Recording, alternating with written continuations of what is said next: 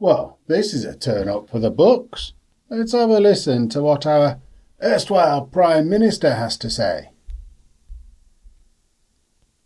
I can press the button. This case is a sign. Britain now faces a new threat. Terrorism has changed. In the past, the predominant threat was highly organised groups with clear political intent, groups like Al-Qaeda. That threat, of course, remains. But now, alongside that, we also see acts of extreme violence perpetrated by loners, misfits, young men in their bedroom, accessing all manner of material online, desperate for notoriety. Sometimes inspired by traditional terrorist groups, but fixated on that extreme violence, seemingly for its own sake. Then I understand why people wonder what the word terrorism means. And so if the law needs to change to recognise this new and dangerous threat, then we will change it, and quickly. Now, that's an interesting statement from our erstwhile two-tier Prime Minister. Why is it interesting? And I've heard that using the word interesting is a sign of low IQ and low vocabulary as well. And I do use it much too often. But he is starting to sound somewhat like Nigel Farage. He is starting to sound some like what all of the people who went on protests during the summer. Except the original problem with exactly what he's saying is he's focusing it solely on the definition of terrorism. And that's a concern because he'll be able to mix this all up and produce a completely different solution to the one that everyone's expecting. So don't get taken in by this. He sounds like he's taking things seriously, but he is seriously going to focus on mainly indigenous young Brits. He will focus on, let's say, incels.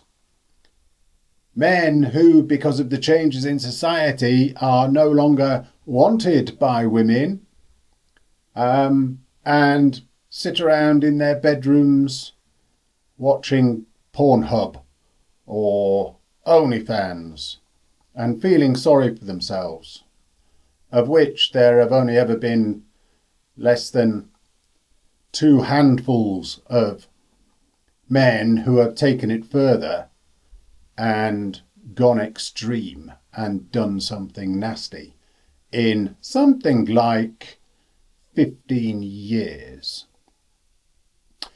which is a lot less than the number of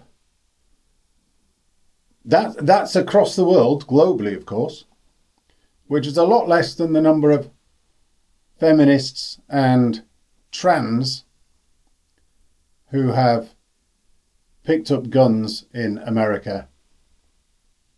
In terms of the number of victims, it's a lot less. Picked up guns in America and gone and shot up some schools.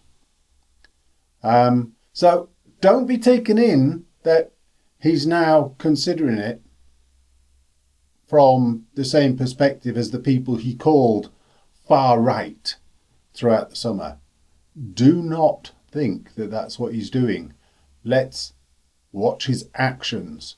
I am really concerned with his statement that he's going to change the law really quickly, which suggests it's going to be a fudge and the police are going to use some crappy legislation with bad loopholes and vague words in it, and everybody who is standing up for British values, everybody who wants to maintain their freedom of speech and their rights and their ability to think what they wish,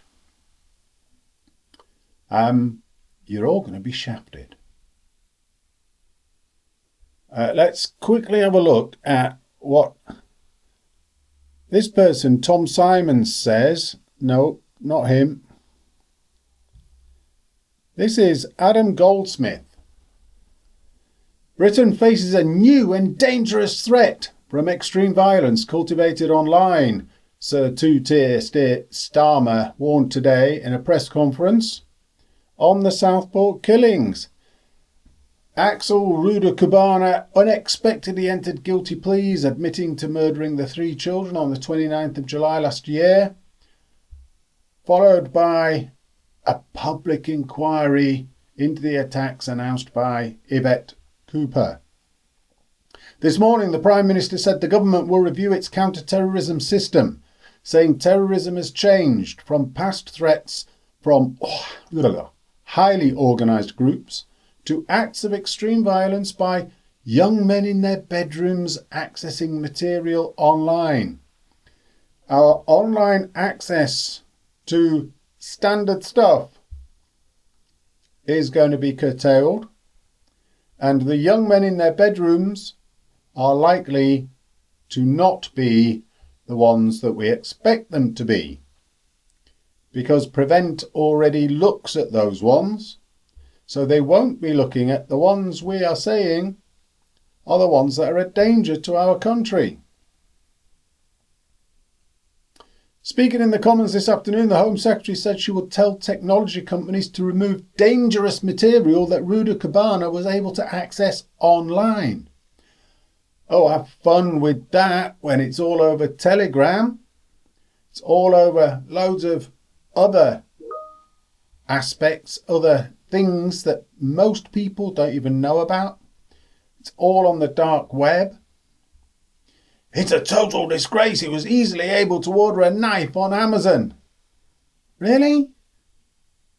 You only stopped selling these knives on Amazon after the Southport killings. Anyway, I'm gonna stop it there. But let's really not be expecting anything good from our main man, Sir Two Tier Keir.